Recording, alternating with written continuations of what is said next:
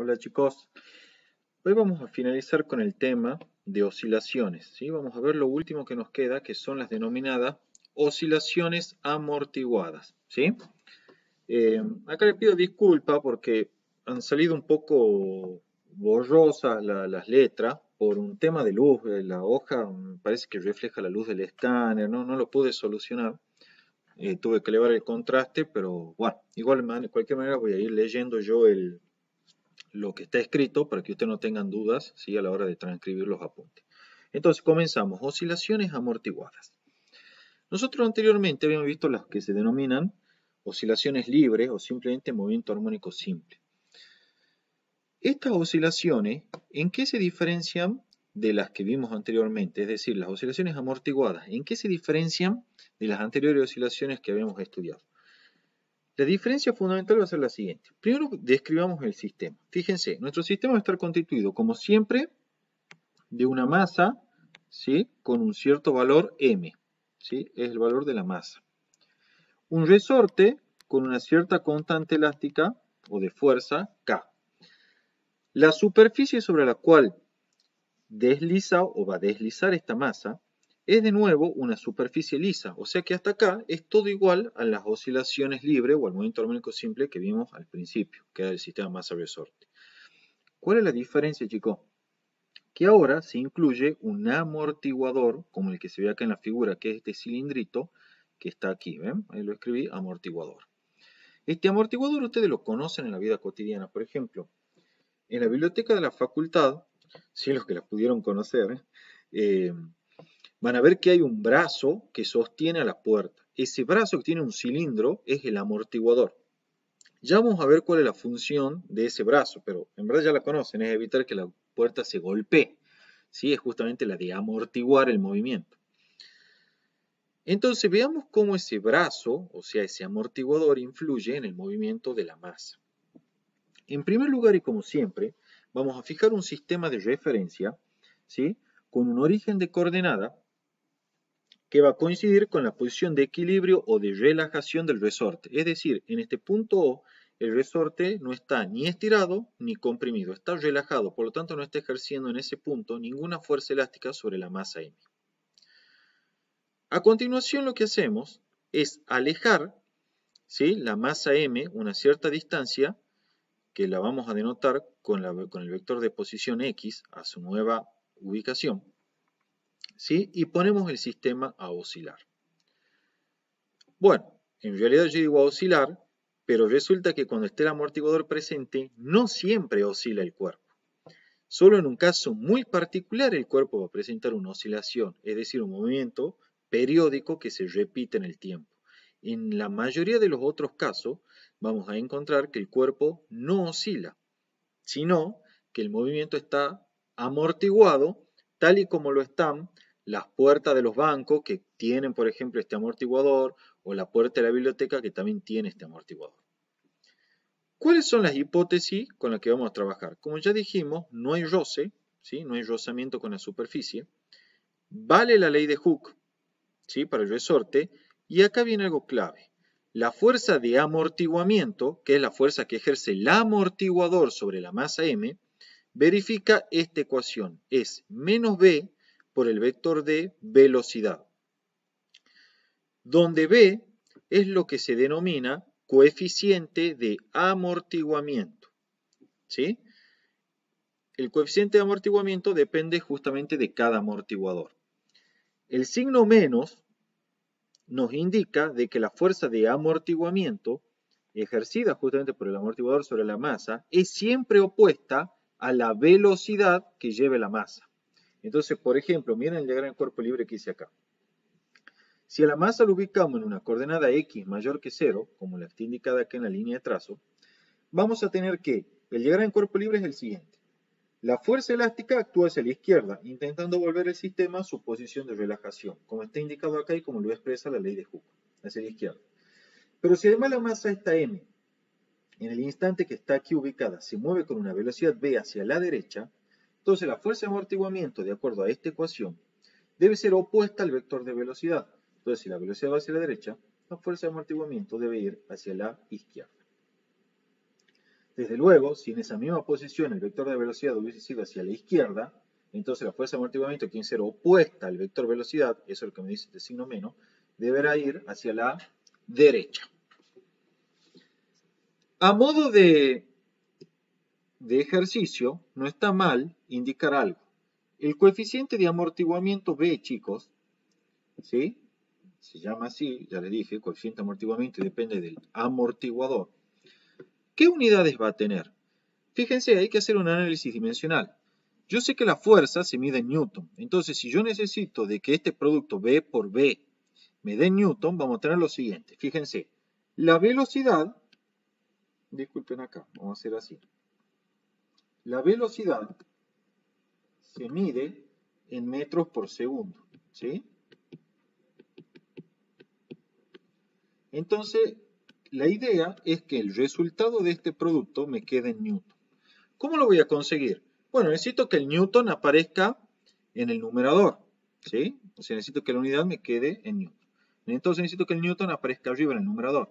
Como la velocidad no incluye el Newton, porque solo tiene metros sobre segundo, la unidad que lo tiene que tener al Newton es la unidad de B, del coeficiente de amortiguamiento B. Entonces lo pondré acá al Newton arriba. Pero a su vez, yo no quiero que me aparezca ni el metro ni el segundo. Entonces, con la finalidad de que se simplifique el metro, pondré el metro abajo. Y ahora como necesito que se simplifique el segundo, ¿sí? Entonces con la finalidad de que se simplifique el segundo, pondré el segundo arriba. Y con eso ya consigo, ¿sí?, que se me simplifiquen el metro con el segundo con el segundo, y cuando haga este producto, el resultado me quede en Newton. Entonces, chicos, las unidades del coeficiente de amortiguamiento B, de acuerdo al análisis dimensional que hicimos nosotros, son el Newton segundo sobre metro. ¿Sí? Simplemente quería que lo deduzcamos para que ustedes sepan cómo trabajar con análisis dimensional, algo que ya habíamos visto en Física 1, pero no está de más recordar. Bien,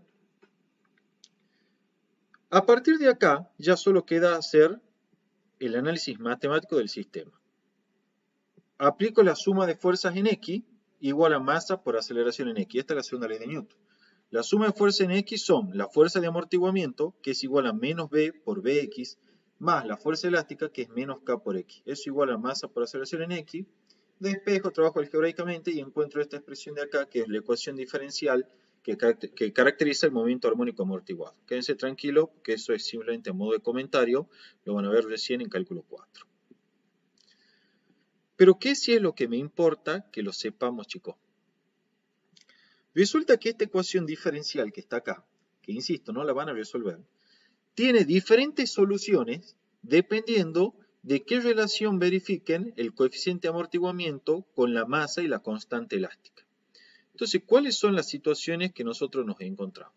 Fíjense, soluciones de la ecuación diferencial S. Esto es lo único que sí me interesa que sepan. Y esto va de memoria. Si el coeficiente de amortiguamiento B es mayor que la raíz cuadrada de MK4, yo lo escribo así porque la regla mnemotécnica es Mortal Kombat 4, ¿sí? Todos se ríen, pero todos lo usan. Si B es mayor que la raíz cuadrada de MK4, entonces se dice, chicos, que el sistema está sobreamortiguado y no oscila. Esto es lo que me interesa que sepan. Acá yo puse, ven, de ejemplo, la puerta de la biblioteca.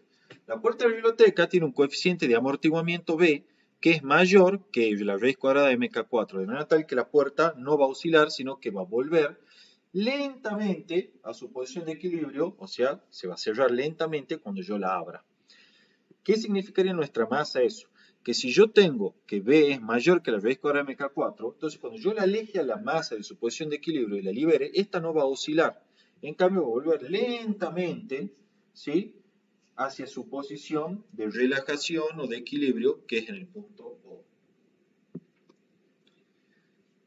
Si en cambio el coeficiente de amortiguamiento B es igual a la raíz cuadrada de MK4, se dice que el sistema, chicos, está críticamente amortiguado. Estas son las palabras clave. Cuando B es mayor que la raíz cuadrada de MK4, el sistema está sobreamortiguado. Cuando B es igual a la raíz cuadrada de MK4, se dice que el sistema está críticamente amortiguado. Y tampoco oscila. ¿sí? Ahora bien, en estas condiciones se dice que B es el coeficiente de amortiguamiento mínimo para que el sistema no oscile. Y es lo que yo escribí aquí entre paréntesis, ¿sí? El B es el mínimo para que el sistema no oscile. ¿Por qué? Porque si en B igual a la raíz cuadrada de MK4 el sistema no oscila, porque está críticamente amortiguado, si yo ahora a B le doy incluso valores mayores, entonces para valores mayores de B no vamos a estar yendo al caso de sobreamortiguado, porque en su caso ya B va a ser mayor que la raíz cuadrada de MK4. ¿Sí? Entonces el sistema no va a oscilar. Entonces, el B igual a la raíz cuadrada de MK4 es el coeficiente mínimo de amortiguamiento para que el sistema no oscile. Entonces, si en un problema ustedes le dicen, calcule el coeficiente de amortiguamiento mínimo para que el sistema no oscile, bueno, listo, fácil, es B igual a la raíz cuadrada de MK4. Porque desde acá para arriba ya el sistema no oscila. Porque si nos vamos a un B todavía más grande que este, estamos en el caso primero, que es cuando el sistema está sobreamortiguado y desde luego no oscila tampoco. Ahora la pregunta es, ¿si hay algún caso en el que el sistema oscile? Sí, lo hay. Es cuando no queda otra, por descarte, el coeficiente de amortiguamiento B es menor que la raíz cuadrada de MK4. Y en ese caso se dice que el sistema está subamortiguado. Y en este caso oscila con una amplitud que decrece exponencialmente. ¿Sí? En este caso el sistema está subamortiguado y sí oscila, pero con una amplitud que decrece exponencialmente. Veamos cómo serían esas gráficas. Cuando el sistema está sobreamortiguado, o sea, cuando B es mayor que la raíz cuadrada de MK4, lo que vemos es esto. Fíjense, esta es la coordenada X respecto al tiempo. La alejo a la masa de su origen, ¿sí? El origen, que está acá, que era 0, y la llevo a esta posición de acá. Y la libero, ¿sí? Cuando la libero, ustedes podrían venir y dibujarlo acá, por ejemplo, este sería el origen, la llevo a la masa acá, ¿sí? Aquí. La llevo a la masa aquí y la libero. Cuando la libero, la masa retorna a su posición de equilibrio, ¿sí? Lentamente, fíjense como muestra la gráfica esta, ¿sí? Pero sin oscilar, hasta que se va aproximando y se aproxima y se aproxima y llega finalmente a la posición de equilibrio, que es el origen O, desde luego, ¿no? ¿Ven? Va disminuyendo, disminuyendo hasta que se acerca al origen. Pero no hay una oscilación, ¿ven? Simplemente vuelve. Ahora la pregunta es, ¿qué pasa cuando está críticamente amortiguado? Que era el caso en que B es igual a la raíz cuadrada de MK4. En este caso, yo de vuelta voy a venir, voy a tener el eje X acá, el origen acá, y la voy a alejar a la masa a esta distancia ahí. Y la libero. Cuando la libero, me encuentro con que esta masa retorna, ¿sí?, a su posición de equilibrio, pero ahora lo hace, ¿sí?, con una mayor facilidad que antes, ¿ven? No oscila tampoco, vuelve, llega al equilibrio y tal vez, dependiendo de cómo sea la masa y la inercia y otros factores, tal vez se pase un poquito del equilibrio, ¿sí? Como que viene con una cierta inercia y la masa llega acá y probablemente se pase un poquitito nomás acá, ¿sí? Creo que me muestra esta gráfica que se pasa para los X negativos, acá no está indicado, pero estos son los X, ¿sí? Disculpen ahí. Se pase para los X negativos, ¿sí? Y después vuelva, ¿sí? No se aleje mucho tampoco del origen, y vuelva hasta el X igual a 0, ¿sí? Como que pasaría un chiquitito así para acá, y después a partir de ahí llega a esta posición y ahí ya empieza a retornar de nuevo acá y ya ahí sí alcanza el equilibrio y no se mueve más. Ese es el caso críticamente amortiguado. El último caso, y que es el más interesante, es cuando el sistema está subamortiguado. Cuando el sistema está subamortiguado, chicos, y esto por favor, solo cuando está subamortiguado, o sea, cuando B es menor que la raíz cuadrada de MK4, vamos a tener varias cosas. En primer lugar, la coordenada X como una función del tiempo, ¿sí?, varía según esta ecuación que está escrita acá, que sí es un lío bárbaro, pero se la tienen que aprender. Que es A0, que es una constante, por E, que es la exponencial, ¿sí?, el número Neper, menos, o sea, elevado a la menos B, que es el coeficiente de amortiguamiento, sobre 2M, cierran paréntesis, por T. Todo esto que está aquí es el exponente, menos B sobre 2M por T, el exponente del E. Por el coseno, que ya aparece abajo, o sea, no está elevado, de omega prima de t más phi.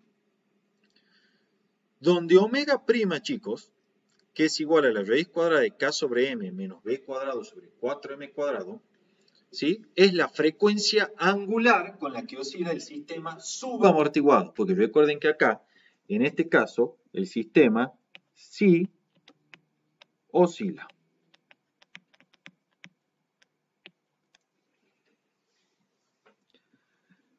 Algo importante que hay que tener en cuenta acá.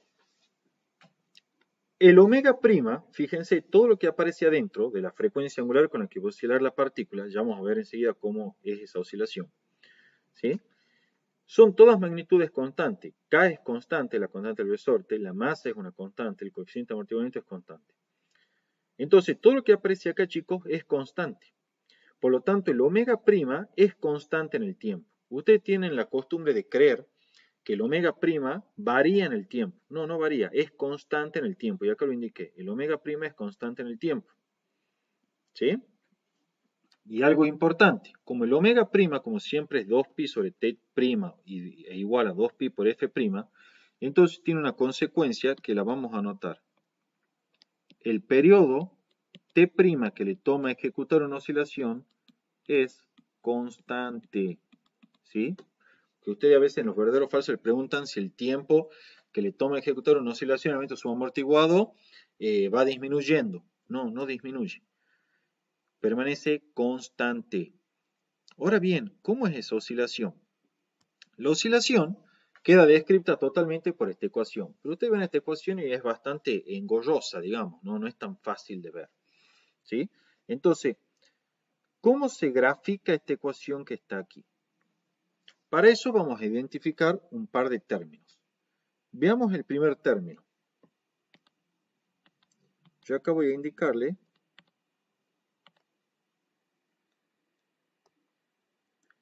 este término que está acá es lo que se llama la envolvente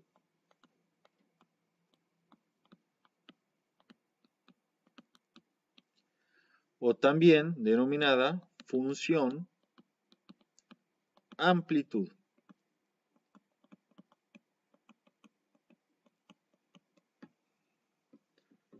Mientras que esto que está en verde acá es otro término, ¿sí? Diferente, que por ahora no me interesa.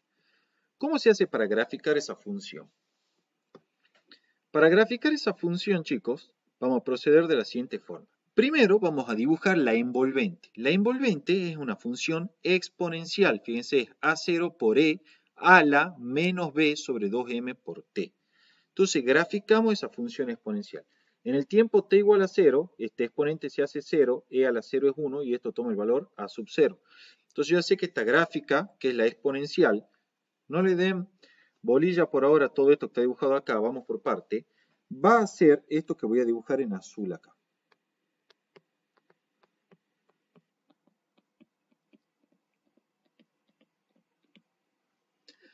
¿Sí? Esto que está en azul acá es la envolvente.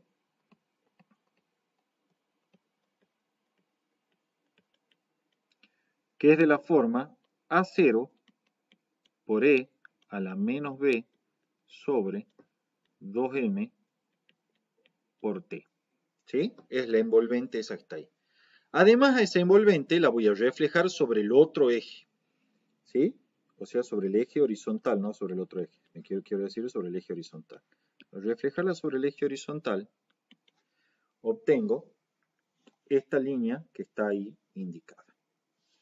Bien, ya tengo graficada entonces la función envolvente A0 por E a la menos B sobre 2M por T y también tengo su reflexión, que es menos B sobre 2M por T. ¿Sí? El signo menos este implica reflexión sobre el eje horizontal de las T. ¿Por qué hice eso? Porque si ahora yo vengo a la expresión esta, yo voy a encontrar que la coordenada X como una función del tiempo es el producto de esta función por la función esta coseno que está acá.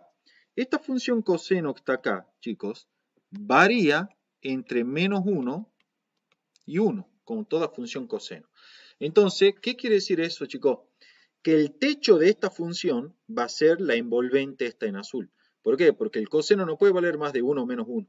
Por lo tanto, esta función no puede tomar un valor más grande que el valor de esta envolvente. A lo sumo va a tomar el valor de esta envolvente o bien un valor más pequeño cuando el coseno tome valores menores que 1. ¿Sí? Eso se debe a que estoy multiplicando estos dos factores. Si multiplico, cuando el coseno toma el valor 1, esta función va a tomar el valor de la envolvente esta en azul. Cuando esto tome valores menores que 1, esta función va a tomar valores más pequeños que el de esta envolvente, ¿sí? Porque la que está multiplicando esta envolvente por un valor menor que 1, que es el valor del coseno. En otras palabras, chicos, la envolvente es el techo de la función x de t. Por eso se llama envolvente, porque es la que lo envuelve. Porque esta función no puede tomar valores más grandes que esta. Un valor más grande que esto implicaría que el coseno tome un valor mayor que 1. Eso es imposible. ¿Sí? Entonces, cuando yo dibujé las envolventes en azul, ya dibujé el techo de la función. Y ahora lo único que hago es graficar la función coseno dándole justamente como techo la envolvente. Entonces, empezamos a graficar ahora la función coseno dándole como techo la envolvente. Hacemos así, llegamos al techo, volvemos aquí, llegamos al techo, volvemos aquí, llegamos al techo, volvemos ahí, al techo y volvemos acá, al techo y volvemos acá, al techo, volvemos acá, al techo, al techo, al techo, al techo, al techo, al techo y vamos terminando. ¿Sí? O sea, la función coseno tiene por techo, de acuerdo a lo que explicamos recién, a la función envolvente. Entonces, esta gráfica que está en negro es en definitiva la gráfica x de t. Esa gráfica está mostrando cómo es la oscilación de mi partícula. Y lo muestra clarito. La amplitud de la oscilación va disminuyendo conforme pasa el tiempo. Es decir, al inicio, por ejemplo, estaba en una distancia a sub 0. Volvemos, pasamos por la posición de equilibrio y ya cuando nos alejamos, ya nos llegamos de nuevo a menos a sub 0. Ahora estamos en un valor más chiquito, ¿ven? Ahora retomamos al origen. Nos volvemos a alejar y ya no llegamos a sub 0 de nuevo, ahora estamos en un valor cada vez más chico. Volvemos a pasar por el origen y llegamos a un valor todavía más chico que el anterior. Volvemos al origen, nos volvemos a alejar y de nuevo llegamos a un valor aún más pequeño que el anterior. Y así, chicos, hasta que llegamos a esta zona donde fíjense que la amplitud, o sea, lo que nos alejamos del origen de coordenada, ya es prácticamente cero. Hasta que finalmente la oscilación se extingue totalmente a los fines prácticos. ¿Sí? Entonces, la oscilación consiste en un movimiento, fíjense, lo vamos a dibujar acá. Si este es el origen, de ida y vuelta, ¿sí? Que cada vez tiene una menor amplitud. Por ejemplo, yo vengo así, ahora llego solo hasta acá, ahora llego solo hasta acá, ahora va a llegar hasta acá nomás la masa, ahora va a llegar hasta acá nomás, va a llegar hasta acá, va a llegar hasta acá. ¿Sí? Cada vez se aleja menos la masa del origen de coordenada. Obviamente no es que se va alejando hacia arriba, ¿no? Yo las he dibujado así, siempre el movimiento a lo largo del eje X, pero las dibujé así, como para que ustedes vayan viendo, ¿sí? Cómo la distancia, podemos proyectar aquí en rojo, ¿sí? Al origen de coordenada cada vez se hace más pequeña, ¿ven? Cada vez se aleja como máximo una distancia más chica. Bien, ese es el movimiento amortiguado, ¿sí? Y es importante entender, por eso yo lo dibujé acá, que los periodos T', que están aquí indicados, ¿sí? Son periodos que permanecen constantes, porque ustedes creen que como la partícula se aleja cada vez menos del origen, entonces cada vez le va a tomar entonces menos tiempo completar una oscilación, porque cada vez tiene que recorrer menos distancia. O sea, viniendo acá, ustedes dirían, mira, antes recorría toda esta distancia y ahora al final recorre solo esta, entonces tiene que demorar menos. No, no es así, siempre se demora exactamente lo mismo, ¿sí? El T', que es el periodo, el tiempo que dura la oscilación, es el mismo siempre, ¿ven? El tiempo que le toma ir desde acá hasta este punto de acá, que cuando completa una oscilación, es exactamente el mismo que le toma ir desde acá hasta acá cuando completa una oscilación. Aun cuando las distancias, fíjense, recorridas acá a lo largo del eje X, recuerden que el eje X está en la dirección vertical, ¿sí? Son mucho más pequeñas que las distancias X recorridas aquí durante esta oscilación. El periodo es el mismo. Ustedes tienden a creer que va cambiando. Bien, para finalizar, chicos, como en este sistema actúa una fuerza amortiguadora y esa fuerza amortiguadora es una fuerza disipativa, la energía mecánica no es constante. En cambio, la energía mecánica se calcula según esta ecuación que está acá, que me dice que la energía mecánica decae exponencialmente, pues actúa y hace trabajo la fuerza disipativa, que es la fuerza de amortiguamiento. Dicha energía mecánica pasa como energía interna del amortiguador. Eso quiere decir que si usted lo toca en el amortiguador va a estar caliente, porque toda la energía que antes estaba como forma de mecánica del sistema está pasando como energía interna para calentar, entre comillas, ya vamos a ver bien esos conceptos más adelante, el amortiguador. No me interesa que sepan la demostración esta, pero sí se las comento que a veces la preguntan en los múltiples choice, ¿sí? La rapidez a la cual se disipa energía mecánica en un sistema amortiguado es menos B por B sub E que el cuadrado, ¿sí? Es la rapidez a la cual disminuye la energía mecánica. La demostración la podemos dejar, no hay problema por eso ahora. Bueno chicos, eso ha sido todo movimiento amortiguado. Ya vamos a hacer problemas, así que no se preocupen. Vamos a filmar videos ahí en las clases para que lo puedan ver más o menos cómo sería un movimiento amortiguado. Y eso ha sido todo por hoy. Cualquier duda que tengan, por favor, me escriben, chicos.